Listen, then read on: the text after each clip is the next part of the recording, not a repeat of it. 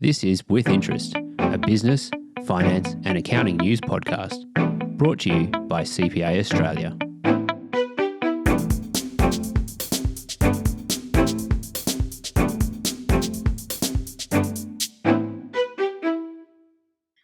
Hello and welcome to With Interest. I'm Dr. Jane Rennie, General Manager, Media and Content at CPA Australia. Today we're looking at new reporting requirements for users of electronic distribution platforms. Now at first blush, you mightn't think this affects you, but before you tune out, what if I were to name drop the likes of Uber, Gumtree, Deliveroo, Airtasker, Airbnb and other online marketplaces? Now have I got your attention? An estimated 250,000 Australians work in the online economy, which is sometimes also known as the gig, sharing or barter economy. In fact, it covers more than $6.3 billion in annual consumer spending. New reporting obligations are being progressively rolled out from July this year. They'll apply to online platforms as well as service providers who use these sites. Joining me to explain the changes and what they mean for you is Senior Manager of Tax Policy at CPA Australia, Elinor Kasapidis. Welcome to With Interest, Elinor. Thanks for having me. Elinor, I'll be completely honest with you. I feel like I've got skin in the game on this one as a regular user of several sharing platforms, so you might detect a degree of self-interest in my questions. Now, it feels like the ATO has taken an increased interest in these platforms over the past few years. What has sparked this interest? Thanks, Jane. As everyone knows, the growth in online platforms and e-commerce over the past decade has been significant, and that's given rise to two things. One is taking a look at the shadow economy. A few years ago, there was a Black Economy Task Force, which included looking at undeclared income from sources such as online marketplaces. The other part of it is more broadly around where people are earning an income, they need to report it for tax purposes. So because of these permanent changes and the growth in the amount of money flowing through marketplaces, of course, the tax office is interested. Well, call me misguided, but I feel like most of the users are really probably small fry. I mean, is this a case of the ATO going after minnows when there are a much bigger fish out there to catch? There are lots of people who use online marketplaces in different ways. So for some, they're conducting their entire businesses online and they earn their living from providing services or renting out their assets. For others, it might be sort of a side hustle or a small amount of income, but it still does need to be declared to the tax office. And how is the ATO monitoring people's activity on these sites? So you could say that this is just a natural extension of the ATO's current data matching program. The ATO is actually a world leader in gathering data from information sources and matching it to taxpayers' returns. And Australians would be most familiar, for example, with the interests and dividends that pop up on our tax returns each year. So the tax office for almost the past decade has actually been gathering data from chosen selected platforms and matching those for compliance purposes. This legislation and this new regime means that all platform operators will now need to gather and report this information. Before we go any further, I'd like to ask you to give me a bit of a 101 on the tax rules for online platforms, and then we can go through the new rules. But the first thing I'd like to be clear on is who exactly are we talking about today? So this legislation targets specifically service providers and those who earn income from lending or renting assets through online marketplaces and online platforms. It doesn't cover the sale of goods and it doesn't include financial transactions either. So when you think about that, there might be online workers who work as independent contractors, but you can also include people who earn small amounts of income from sharing or bartering or offering their services for odd jobs. Right, so little old me selling a food processor on Gumtree, for example, that's not caught by this new legislation? No. So anything, if you're selling your secondhand bike or you're getting rid of some old textbooks or even a handbag, a designer handbag, you're selling it, that's not covered. But if you're lending those things and making income from it, so you might have a scooter that you're popping online and people can rent it for a day, you might have a share house and you've got a room at the back, they're the sorts of things that will get captured by this. What if you're only earning very small bits of money, so it's not your primary income, just little bits of money from these sites? So like I said before, it doesn't matter whether you're earning a lot or a little bit, the tax office doesn't care. So even if it's your first job or your 10th job, they want to know about every dollar. So it's important for them that you're declaring all of your income and that way you're paying the right amount of tax. And broadly, what is the rule of thumb when it comes to paying tax on this sort of income? Fundamentally, it comes down to, did you earn assessable income? So it's the normal tax rules that what you need to declare. And from that, you work out your taxable income by reducing it with your expense claims. So for example, if you're driving people around, you're doing odd jobs or freelance work, if you're renting out your car or even storage space, and things like running social media accounts, all of that income does need to be declared. And you just mentioned expenses. So does that mean deductions? Can I claim deductions against the expenses that I incur while earning this income? Yes. So once again, the standard rules for deductions apply. So if you're actually having to spend money in order to earn the money, those are the expenses that you work through. Now, there are rules about how you deduct it and what you can claim. So it's important to get good advice as well. So for example, gig economy workers can claim deductions for costs incurred, such as traveling, their vehicle depreciation if you're an Uber driver, marketing, financing, and even home office expenses if you satisfy the requirements. Things like you can only claim the work-related or business-related proportion of your use. So again, it really is important that you know the rules and that you're aware that if you are earning income, that you're most likely going to have to declare it to the tax office. And what are the sorts of reporting requirements that I'd also have to comply with? So once again, this is about platform operators now telling the tax office about income that you probably should be disclosing right now anyway. So once again, take a look at, where am I earning this income? A lot of people will talk about, I have this as a hobby. Now, for most hobbies, what you'll find is that you're probably spending more than you're getting back. You're not earning a lot of income and incurring only minor expenses. So that will tend to be how the tax office approaches it. And if you want to argue that you have a hobby and you're not earning income that's subject to tax, you'll need to be able to demonstrate that. So once again, it comes down to, how do you do that? You have to keep records. So what I would advise is that make sure you do keep your expenses, your receipts, your diaries, because you may find that you'll need to be declaring this income, and it's important that you can claim all your expenses. And right now, do platform operators currently have to assist with that record keeping, or is the obligation entirely on the shoulders of the taxpayer? Under our self-assessment regime, the obligation is always on us as the taxpayer. So when we lodge a return, even if we get help from a tax agent, it is up to us to get it right. So in that sense, no, the operators don't have an obligation. Having said that, some of them are already providing that data to the tax office, and this is a formal way of getting everybody into it. So I guess really what the ATO has done is learnt from the larger providers from their data gathering activities in previous years. And through that Black Economy Task Force recommendation, this legislation has allowed them to now require these platform operators to collect and report information about their sellers. All right, so let's go into the new changes in a bit more detail.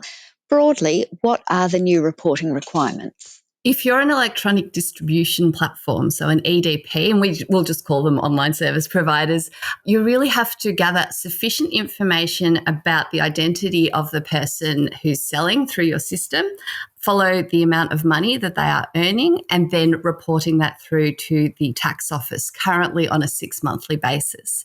So it's really around a reporting and a third-party reporting regime. It's not changing the tax laws or any individual's tax obligations, but what it does do is introduce across the whole of the system an ability for the ATO to see who's selling and for how much in terms of services and rentals. Well, what does this mean, or what does it look like for sellers? What will they have to do, or what should they expect? What we expect is, as the online platforms work their way through these new rules, some of them will already have sufficient information about their sellers to not require any changes. But for many, it really is about gathering identity information. So that'll be a name, an address, potentially a date of birth, or an Australian business number. And once again, the ATO will work with the platform providers to define what is required. So if I'm signing up and I want to sell my services, I like to paint walls on the weekend, and I advertise, I will probably get asked a lot of information about my identity, and that is because the tax office wants to know about it. And that will become a requirement because it is a legal obligation for these platforms. If you're enjoying this podcast, you should check out our in-depth business and finance show, In the Black. This month, in our Career Hacks series, we're talking with recruiters, job market experts, and career coaches to get their advice on the best way to navigate 2023's employment and workplace landscape. Search for In the Black on your favourite podcast app today. And now, back to With Interest. I think it's important to reiterate a point that you made earlier. So it's not a change in the amount of tax or whether or not someone pays tax if they earn income from one of these online platforms. So what would you just say to someone who's currently earning income from services but not declaring it? I think it's safe to say that the ATO is going to start to take a much closer look to this kind of income earned from services and rentals. They're going to have a lot more information, and it's going to be a lot easier for them to detect if the money's being earned and not being declared. So take a look at what you're earning and think about you can amend previous tax returns and actually correct the information that you have provided. Those are called voluntary disclosures, and that can reduce the amount of penalties that you might get. And certainly, if you're unsure, go and seek advice from a tax agent, CPA Australia public practitioner, and they'll be able to work through, is it a hobby? Is it a business? Is it assessable? What are your expenses and what records do you need to keep? And setting yourself up with that knowledge and that advice right from the start will put you in a really good position once this reporting kicks off from the 1st of July this year. And Elinor, is it the case that this can affect not just tax, so not just people who actually pay tax, but it could affect other payments as well? Certainly, because so much of our system, including social security payments and business grants, are determined by taxable income. If you do end up getting caught and an adjustment is made, you may find that you have to repay other things that you've received from the government as well. What if I do provide online services, but I do that through an offshore platform? Will overseas providers be caught under the new changes? Yes. A lot of the multinationals are actually overseas, and sometimes you'll sign up to a website and you'll actually notice that it's incorporated offshore. For some of them, they're already doing this and reporting anything that's connected with Australia to the ATO. And of course, the ATO will have good connections with overseas revenue authorities. What is interesting to note as well is that similar reporting regimes are being implemented overseas. So what we see happening in Australia, we often see in other similar jurisdictions. And what that means through their information sharing rules is that they can hoover up the data and then sort of separate it out and send it to the relevant countries. Over time, I think we're going to see that become increasingly sophisticated. And what are the consequences for not complying with the new rules? It is law, which means that platform operators are obligated to comply, and there are penalties that the ATO can impose on them for not properly complying with their reporting obligations. For sellers, this is the thing. If you get data matched and all of a sudden they find income that you didn't declare, they'll issue a new tax bill, and there are penalties of up to 75% plus interest imposed on that. So it's really important to get it right. Don't wait till the ATO data matches your income. Make sure you declare it in the correct way and pay the right amount of tax. When will these changes actually become law? It's in 2 stages. Reporting from 1st of July 2023, so this year, commences for taxi travel and short-term accommodation. So think of your Ubers and your Airbnb type services. Then the rest, which is a lot of different platform services, that commences from the 1st of July 2024. So really, a lot of people who drive taxis and Ubers or rent out through Airbnb are probably already familiar or aware of their data being shared with the tax office. And from the 1st of July 2024, you can imagine things like services on Gumtree, Airtasker, and those sorts of platforms will start to disclose regularly to the tax office. Given that the first of these new obligations starts only in a few months' time, do you think people are ready for the changes? I think that there's so much going on in the environment, it's really difficult to stay ahead. So implementation is always really important to take an educative approach and make sure that, first of all, that the platforms actually understand what they need to do. Now, the bigger platforms, they have strong relationships and they can onboard things, and perhaps they already have the systems in place. There is a process, though, that the smaller platforms, there's no minimum for this reporting obligation, either for the platforms themselves or the sellers. So even if you only earn $2, theoretically, that will actually be sent to the tax office. So there's a really broad market that needs to be educated, and the platforms have to get their software right. Then once they've got that, of course, all the sellers will need to provide updated information. Some of them, once again, through money laundering and other regulations, may already have done so, but it really is then around making sure the sellers are providing the information. And then once the tax office gets it, that's the really interesting part. So there are challenges around data matching that the ATO does have to manage, and that's making sure that you're matching it to the right person, making sure that the income or the dollars are actually for services or for rentals.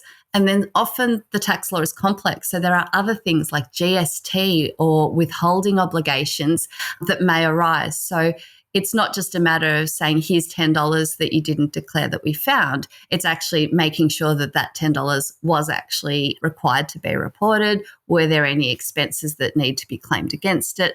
And were there any other obligations like GST that also need to be taken into account? Well, if someone's listening now who is currently a service provider using one of these online platforms, what advice would you give them? I would recommend that you go and see a tax agent and make sure that you are classifying and reporting correctly. It's really important in that area, particularly if it's a side hustle or not your primary form of income, or you haven't already been declaring it on your tax returns. You need to get that right. The other thing a tax agent can help you with is to understand how you can claim your expenses, which ones are allowable, which ones are not, and then making sure you have the right records in case the ATO does ask to see them. For tax agents, many of our members are tax agents, and they are heavy users of pre-populated data or data that has been matched by the tax office. What's really useful is that it becomes really transparent about where clients are earning income. And so for tax agents who see data matched income from online marketplaces, it's really important to ask about that, to inquire about how it's being generated and any expenses that could be claimed against it. And earlier you mentioned the importance of the ATO taking an educative approach. What would that look like? The ATO has a lot of experience with data matching, and this particular piece of legislation falls under what's called the Taxable Payments Reporting System, which has already been applied to industries like cleaning and IT professionals, for example. So we would expect a similar rollout, which is making sure that the platform operators know who they are, that they have these obligations, have enough support to set up the systems, and then also informing sellers and letting them know, hey, this is information that we're going to be collecting. Here are some of the issues that you need to think through. And if you look at the ATO website, they do have some guidance, not just on this, but just also whether you're a hobby or a business, or, whether or not you need to be declaring income, what kind of expenses you can claim, and what kind of records you can keep. That's all we've got time for today. Thanks very much to our guest expert, Senior Manager Tax Policy, Elinor Kasapidis. A link to CPA Australia's submission to the ATO on electronic distribution platform reporting is included in the show notes. And as mentioned, we've also included a link to the ATO information page on the new sharing economy reporting regime. With Interest is a weekly podcast. If you like what you've heard today, why not subscribe on your favourite podcast app? From all of us here at CPA Australia, thanks for listening. Thanks for listening to With Interest, a CPA Australia podcast. If you've enjoyed this episode, help others discover With Interest by leaving us a review and sharing this episode with colleagues, clients, or anyone else interested in the latest finance, business, and accounting news.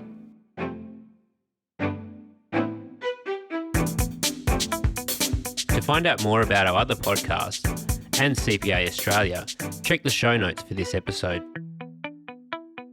We hope you can join us next time for another episode of With Interest.